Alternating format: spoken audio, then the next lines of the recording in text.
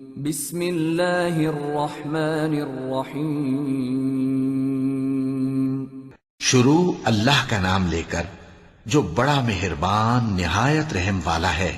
سب تعریف اللہ ہی کو ہے جس نے اپنے محبوب بندے محمد صلی اللہ علیہ وآلہ وسلم پر یہ کتاب نازل کی اور اس میں کسی طرح کی کجی اور پیچیدگی نہ رکھی، بلکہ سیدھی اور سلیس اتاری تاکہ لوگوں کو عذاب سخت سے جو اس کی طرف سے آنے والا ہے ڈرائے، اور مومنوں کو جو نیک عمل کرتے ہیں خوشخبری سنائے کہ ان کے لیے ان کے کاموں کا نیک بدلہ یعنی بہشت ہے جس میں وہ ہمیشہ رہیں گے، اور ان لوگوں کو بھی ڈرائے جو کہتے ہیں کہ اللہ نے کسی کو بیٹا بنا لیا ہے۔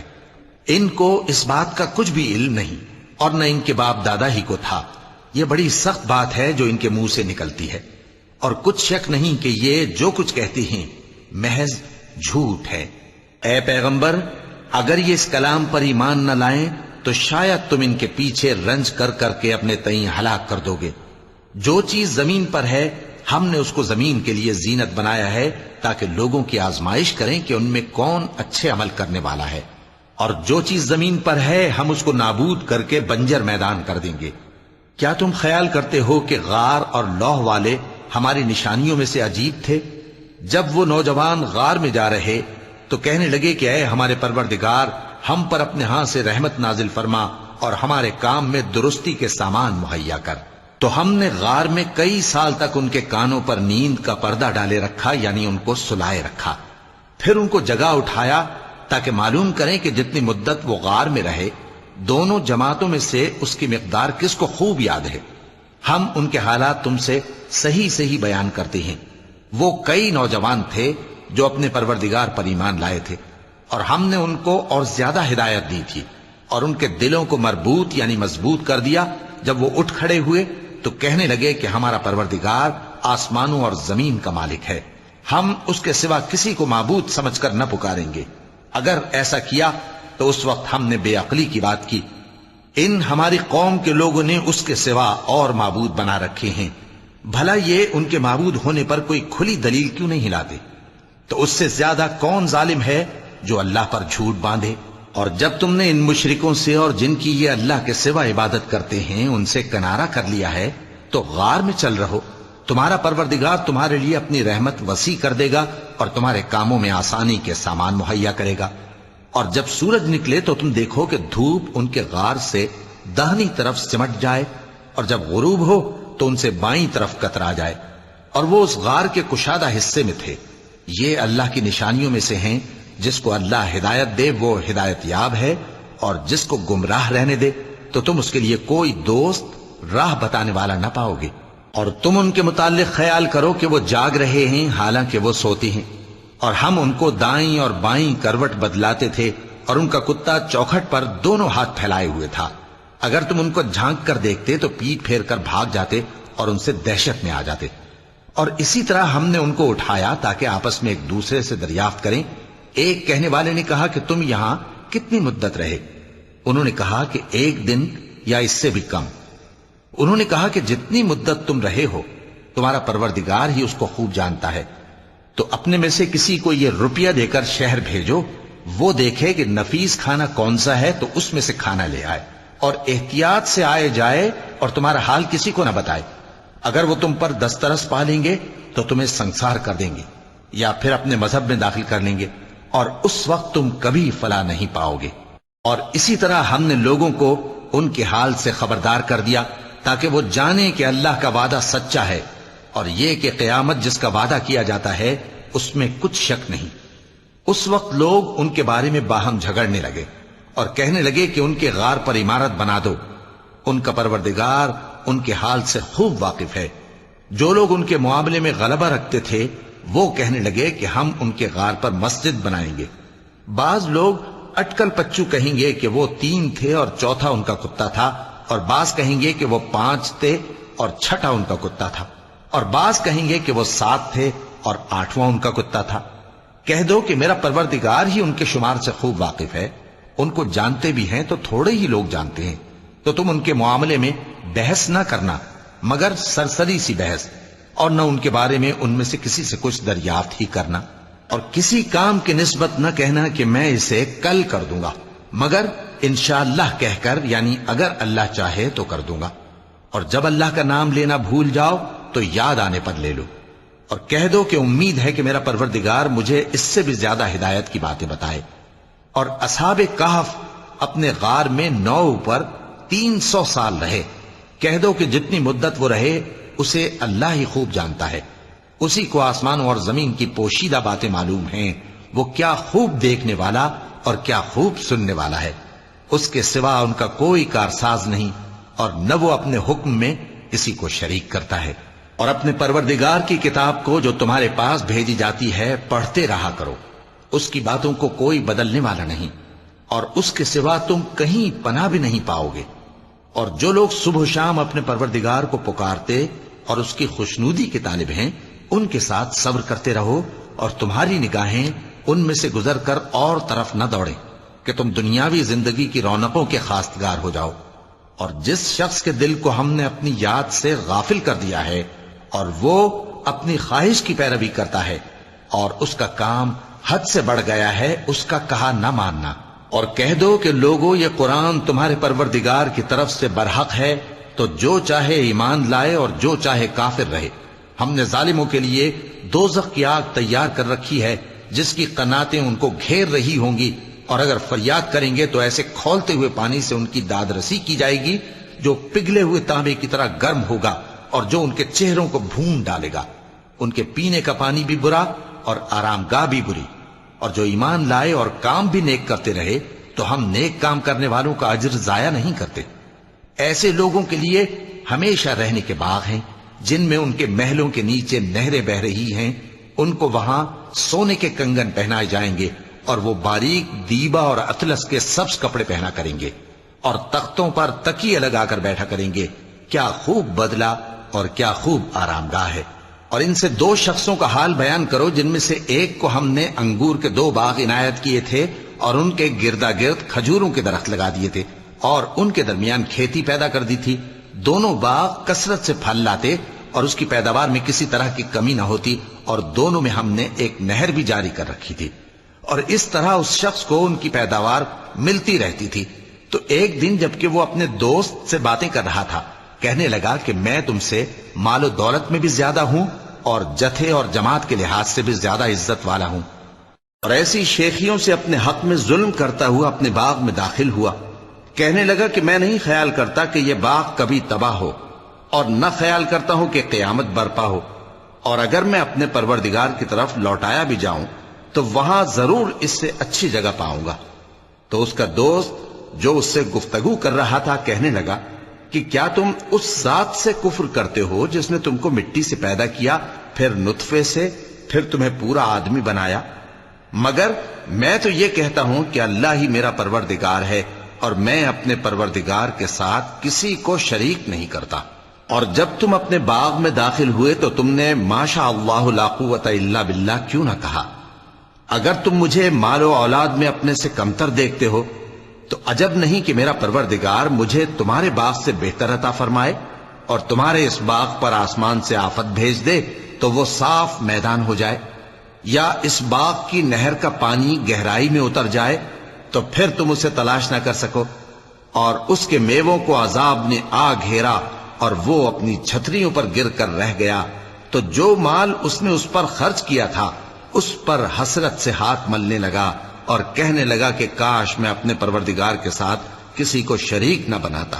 اس وقت اللہ کے سوا کوئی جماعت اس کی مددگار نہ ہوئی اور نہ وہ بدلہ لے سکا۔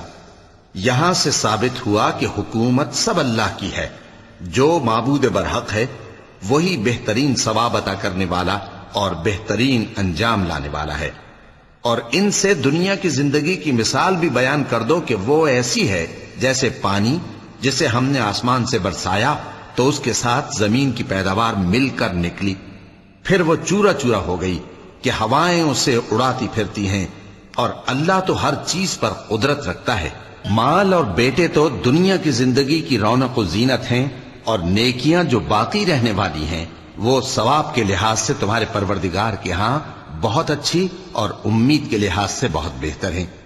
اور جس دن ہم پہاڑوں کو چلائیں گے اور تم زمین کو صاف میدان دیکھو گے اور ان لوگوں کو ہم جمع کر لیں گے تو ان میں سے کسی کو بھی نہیں چھوڑیں گے، اور سب تمہارے پروردگار کے سامنے صف باندھ کر لائے جائیں گے، تو ہم ان سے کہیں گے کہ جس طرح ہم نے تم کو پہلی بار پیدا کیا تھا اسی طرح آج تم ہمارے سامنے آئے، لیکن تم نے تو یہ خیال کر رکھا تھا کہ ہم نے تمہارے لیے قیامت کا کوئی وقت مقرر ہی نہیں کیا، اور اعمال کی کتاب کھول کر رکھی جائے گی تو تم گناہگاروں کو دیکھو گے کہ جو کچھ اس میں لکھا ہوگا اس سے ڈر رہے ہوں گے، اور کہیں گے ہائے شامت، یہ کیسی کتاب ہے کہ نہ چھوٹی بات کو چھوڑتی ہے نہ بڑی کو، کوئی بات بھی نہیں مگر اسے لکھ رکھا ہے، اور جو جو عمل کیے ہوں گے سب کو حاضر پائیں گے، اور تمہارا پروردگار کسی پر ظلم نہیں کرے گا۔ اور جب ہم نے فرشتوں کو حکم دیا کہ آدم کو سجدہ کرو تو سب نے سجدہ کیا مگر ابلیس نے نہ کیا، وہ جنات میں سے تھا تو اپنے پروردگار کے حکم سے باہر ہو گیا۔ کیا تم اس کو اور اس کی اولاد کو میرے سوا دوست بناتے ہو، حالانکہ وہ تمہارے دشمن ہیں، اور شیطان کی دوستی ظالموں کے لیے اللہ کی دوستی کا برا بدل ہے۔ میں نے ان کو نہ تو آسمانوں اور زمین کے پیدا کرنے کے وقت بلایا تھا اور نہ خود ان کے پیدا کرنے کے وقت، اور میں ایسا نہ تھا کہ گمراہ کرنے والوں کو مددگار بناتا۔ اور جس دن اللہ فرمائے گا کہ اب میرے شریکوں کو جن کی نسبت تم معبود ہونے کا گمان رکھتے تھے بلاؤ، تو وہ ان کو بلائیں گے مگر وہ ان کو کچھ جواب نہ دیں گے، اور ہم ان کے درمیان ہلاکت کی ایک جگہ بنا دیں گے، اور گناہگار لوگ دوزخ کو دیکھیں گے تو یقین کر لیں گے کہ وہ اس میں پڑنے والے ہیں، اور اس سے بچنے کا کوئی راستہ نہ پائیں گے۔ اور ہم نے اس قرآن میں لوگوں کے سمجھانے کے لیے طرح طرح کی مثالیں بیان فرمائی ہیں، لیکن انسان سب چیزوں سے بڑھ کر جھگڑالو ہے، اور لوگوں کے پاس جب ہدایت آ گئی تو ان کو کس چیز نے منع کیا کہ ایمان لائیں اور اپنے پروردگار سے بخشش مانگیں، بجز اس کے کہ اس بات کے منتظر ہوں کہ انہیں بھی پہلوں کا سا معاملہ پیش آئے یا ان پر عذاب سامنے سے آ جائے۔ اور ہم جو پیغمبروں کو بھیجا کرتے ہیں تو صرف اس لیے کہ لوگوں کو اللہ کی نعمتوں کی خوشخبریاں سنائیں اور عذاب سے ڈرائیں، اور جو کافر ہیں وہ باطل کی مدد سے جھگڑا کرتے ہیں تاکہ اس سے حق کو پھسلا دیں، اور انہوں نے ہماری آیتوں کو اور جس چیز سے ان کو ڈرایا جاتا ہے اسے ہنسی بنا لیا ہے۔ اور اس سے بڑھ کر ظالم کون، جس کو اس کے پروردگار کی آیات کے ذریعے سمجھایا گیا تو اس نے ان سے منہ پھیر لیا، اور جو اعمال وہ آگے کر چکا اس کو بھول گیا۔ ہم نے ان کے دلوں پر پردے ڈال دیے کہ اسے سمجھ نہ سکیں، اور کانوں میں ثقل پیدا کر دیا ہے کہ سن نہ سکیں، اور اگر تم ان کو رستے کی طرف بلاؤ تو کبھی رستے پر نہ آئیں گے، اور تمہارا پروردگار بخشنے والا صاحب رحمت ہے۔ اگر وہ ان کے کرتوتوں پر ان کو پکڑنے لگے تو ان پر جھٹ عذاب بھیج دے، مگر ان کے لیے ایک وقت مقرر کر رکھا ہے کہ اس کے عذاب سے کوئی پناہ کی جگہ نہ پائیں گے۔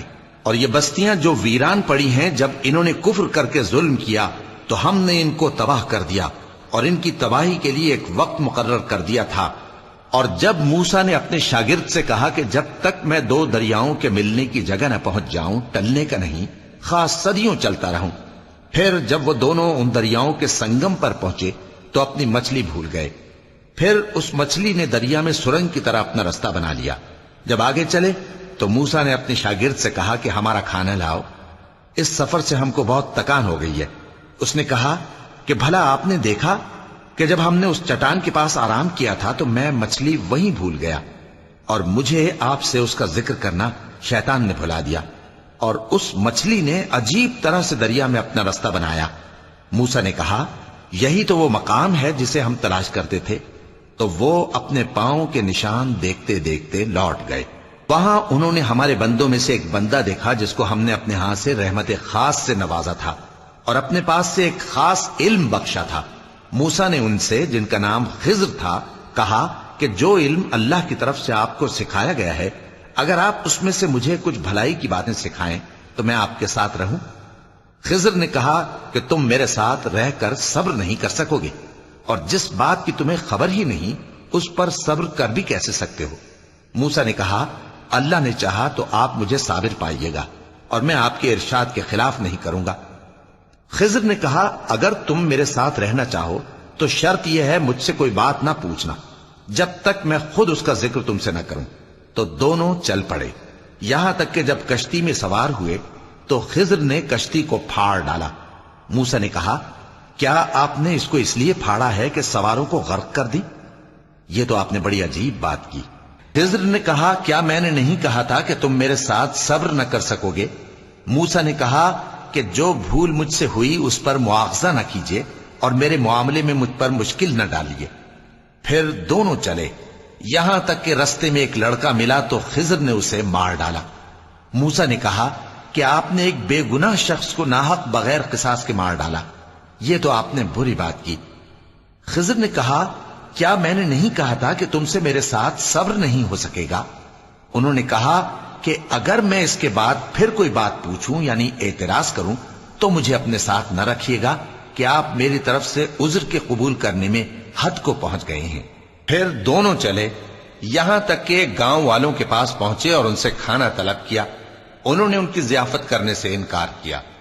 پھر انہوں نے وہاں ایک دیوار دیکھی جو گرا چاہتی تھی تو خضر نے اس کو سیدھا کر دیا۔ موسیٰ نے کہا کہ اگر آپ چاہتے تو ان سے اس کا معاوضہ لے لیتے تاکہ کھانے کا کام چلتا۔